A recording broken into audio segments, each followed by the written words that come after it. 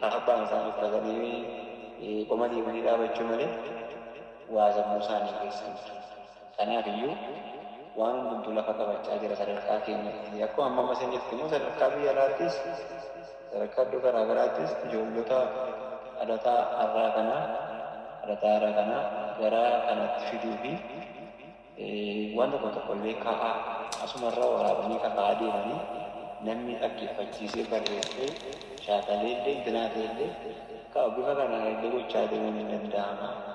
Sababoonni garaa garaa immoo hundumtuu kitaabni hundumtuu iyyuu amma gara afaan oromootti wanti kan hin jiru jedhalooni waan muraasadha jechaadha.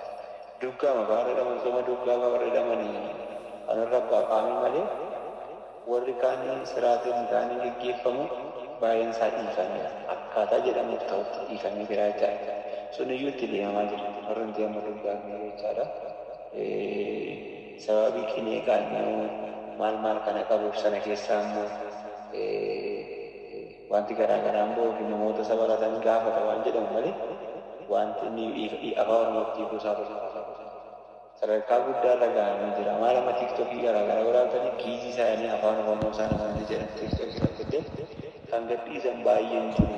Tiiktookii ammannaa bartanii ilaaltanii baay'een isaa namoota sana ammannaa jiru gootanii yeroo garaa garaatti ayyaana garaa garaatti kan afaan oromoodhaan afaan giiziidhaan jedhanii afaan oromoodhaan akka inni ta'utti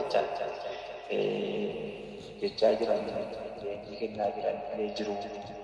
Kanaaf kun teellaatti hin deebi'uu bifa danda'ameen dhalataan irra jiran biyya alaa keessa jiran illee simbira jiran illee bataskaana isaanii dhaaltuu horii achi keessa jabaatanii dhaabachuudhaaf tajaajila afaan oromoo achi keessatti lafa qabsiisuudhaaf hin danda'amu kan jedhame sana akka inni danda'amu barsiisuuf illee qabsoonni leenjii kanaan geggeeffamuu qabaa waan jedhamu kaasuu barbaadanii yaadii keessan gaariidha.